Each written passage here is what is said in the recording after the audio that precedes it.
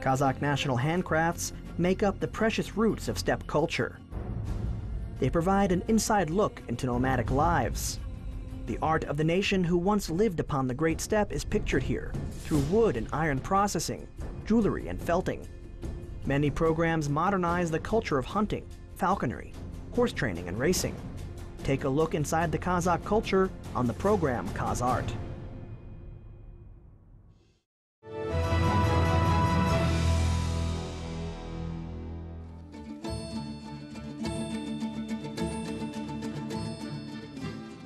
A blue roof with a dome that extends upwards.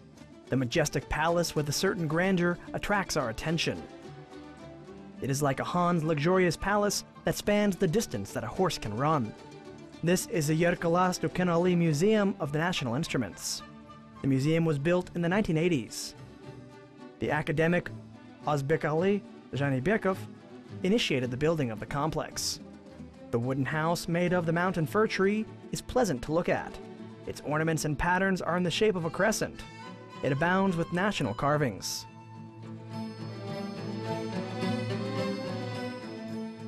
The museum houses a collection of 40 types of musical instruments played by the national musicians and singers, kui players and zhir singers. There are several samples of every instrument. The museum is divided into 7 big rooms, and each of them contains the rich heritage of our nation. Музей города Алматы является визитной карточкой города Алматы. То есть в нем можно увидеть, помимо экспозиции, также различные технические новинки, такие как медиастол. На входе вас встречает голограмма. It is really one of the best museums in Almaty. It is built according to modern standards. It is possible to have a museum tour at daytime. And at the entrance, there's even a young man or a woman who familiarize you with the museum relics on an electronic board. The museum also has a special performance room where you can listen to orchestra tunes of the musical instrument. And there are special employees who provide visitors with guided tours in Kazakh, Russian, and English. The number of visitors grows on holiday times. We regularly hold concerts of the ethnic ensemble Turan. Еженедельно проходят концерты фольклорно-этнографической группы Туран.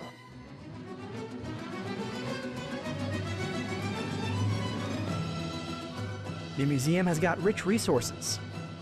Every room contains the national relics which recall the melodies of ancient history. The first room is archaeological. This precious heritage has many fossils left under 7 layers of the ground. The second room is for the wind instruments, and the third one has got a collection of percussion and noise-tinkling instruments. There's also a row of plucked instruments in the 4th room. The 5th room is full of one-string and many-string plucked instruments. The 6th room has got relics of the related Turkic nations, and the last room contains relics of the other world national musical instruments.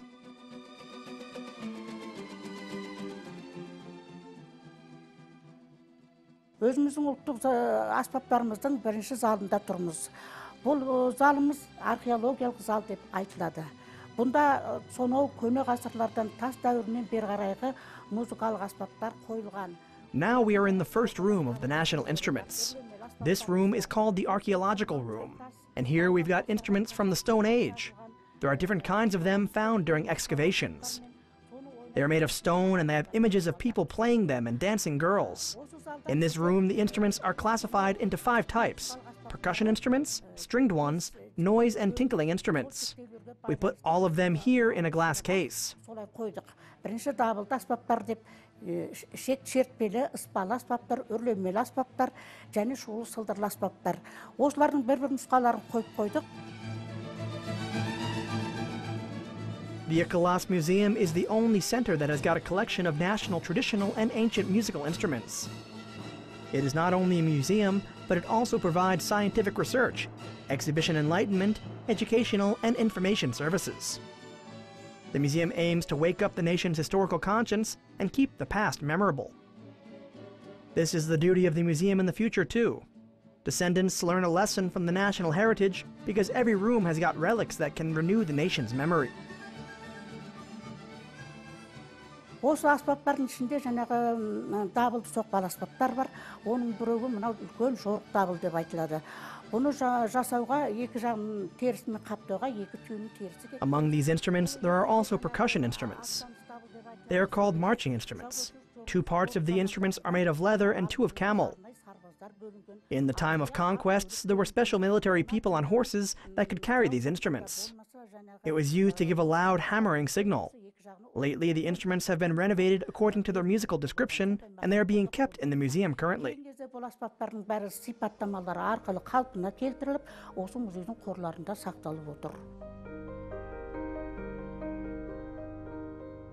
There are also fossil instruments found in the Kazakh steppe.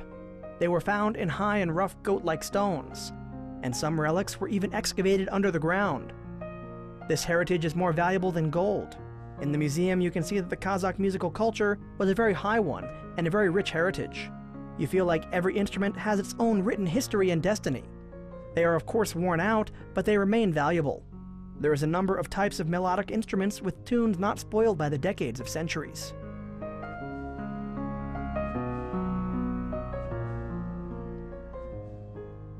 Biz қазір мұражайдың екінші залында тұрмыз. Бұл залда үрлемелі аспаптар қойылған. Үрлемелі аспаптар қазақ тарихында 2 түрлі маңызымен ерекшеленеді. Оның біреуі жаратынды және жасалынды деп бөлінеді. And now we are in the second room of the museum where the wind instruments are kept. These instruments are divided into 2 types, natural and artificial. The natural instruments were made of natural cane and saltwort. For example, the saz sirnai and the muiz sirnai were handmade, and they belong to the artificial instruments. Our ancestor Al-Farabi also mentions them as well. A particular feature of the wind instrument is that they are simple, and they can be made of anything, starting from saltwort and cane, and finishing with clay, bone, leather, and even metal. One of those instruments made of leather is called the jelbuaz. The instrument jelbuaz is called a bagpipe in European countries. This one is the most ancient sample. It is called the jelbuaz as it looks like a calf's udder, which is about to be blown up and it comes apart. It has got a wind cane, and in 2 parts there are sound holes.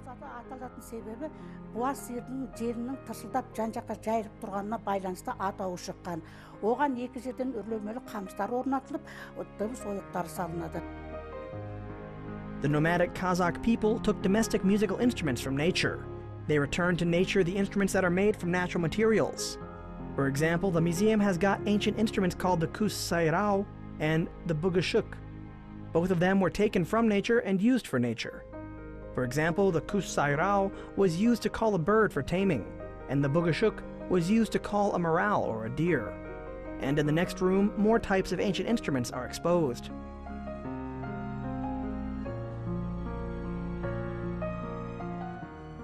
Мына көрнекте тұрған шулы сылдырлы аспаптар. Бұл шулы сылдырлы аспаптардың жаңағы көрнектегі басталуы қоңыраулар мен сылдырмақтардан басталады. In this colorful room, there are noise and tinkling instruments. Their peculiarity begins from the bells and rattles. These bells are made small, and although they are used as an element of a bigger instrument, they've also got their own place. Depending on the peculiarity of their features, they can be various. For example, the sound of a musical medium-sized bell is used in an ensemble or orchestra, and the loud sounds of the bells are also used in big churches and in places to signal about bad news. And the small bells with tender sounds are hung on a baby's cradle or a young girl's hair accessory called the shasbao.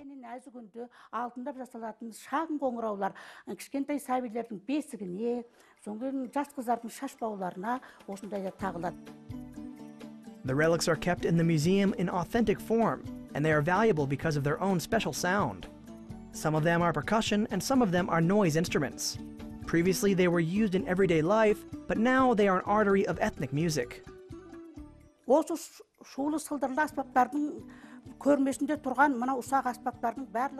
of these small instruments expose the noise group of instruments that were used in domestic and household life. When the Kazakh people were cattle raisers and nomads, they used such instruments as the sakpan and the shariktao, or the zhiraldauk, to call each other. They clattered and tinkled these instruments to defend from a wolf or other predators and informed one another about it. Here there are smaller instruments like the kepshik and the dangira. The difference between the dangira and the kepshik is that the inside of the dangira has a small suspension, which gives tinkling sounds to it, whereas the kepshik does not have them.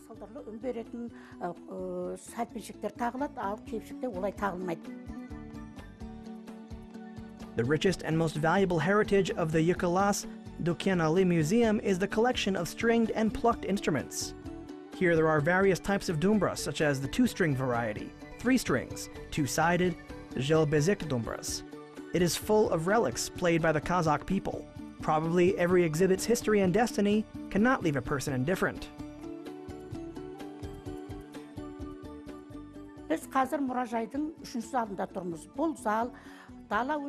Now we are in the 3rd room of the museum. It is devoted to the instruments used and played in the steppe music. That is to say, we call them memorable instruments. And we call them souvenir heritage instruments as well. In this room, the first exhibit is a dombra which was played by Muhammad Otemis-Uli. He was a nation's batur, a poet and a composer. This man's dumbra is from the 1970s and was being kept by his descendants. The dumbra was given to them by well-known scientist Ismagulov in 1984. Muhammad played the dumbra to produce his petrol kuis. It is difficult to separate the Kazakhs from the dumbra and the dumbra from the Kazakh people, since their heritage penetrates deeply into Kazakh life. In the room of stringed instruments, there is also a relic instrument played by the mother of the kui, Dina Nurpesova, and such great singers as Kenan Azarbayev and Jibek Yelibekov. All of them have got their own peculiarity and artistic distinction. For instance, this dumbra of the great philosopher and poet Abay is a unique relic.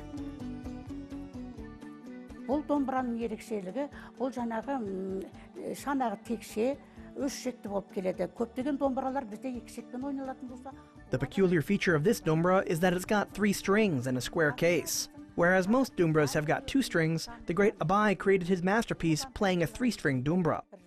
Near it, we can see the dumbra of one of the most famous composers, Birjansal Kojankul Uli. This dumbra was taken from his descendants by the public man Asherbek Bektasov when he visited the Akmala region in the World War period in 1944 and was brought here. At that time, this dumbra did not have frets and its outer cover part was broken, and it was wrapped in white fabric. In this condition, it was given to the well-known master Kamar Kasimov. This master renovated the dumbra and returned it to its original state.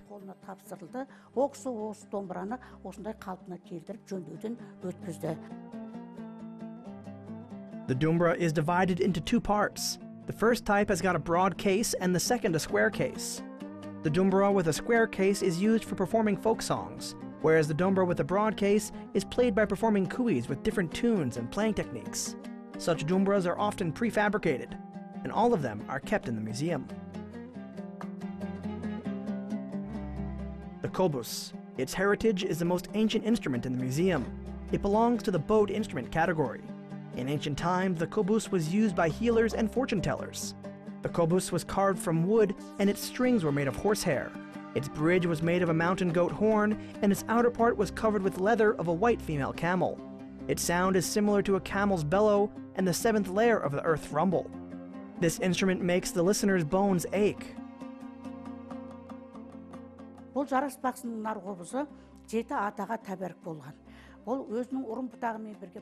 This is a narkobus of the healer Shiraz. It was a family relic for 7 generations. He and his ancestors were healers. The oldest one was Shiraz, and then Buralki, then Kulpas, then Birjan, and so this instrument was used by the family kin. In 1944, the last healer, Buralki, was called up from war and he did not return from the front. After that, the kin of the healer stopped playing this instrument. The kobus was wrapped in white fabric and was buried under the roof of the house. When we heard about it in 1984 to 1985, the museum employee found it and brought it here. It is impossible to consider the museum history apart from the Kazakh instrumental musical orchestras. The orchestra Sazgen Sazi is originally from this holy place. Now the ethnic folklore ensemble Turan works here. These talented men hold one wing of the museum.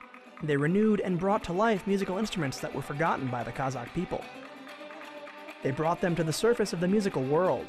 In the ensemble, they pay attention to every instrument and open up the potential as much as possible.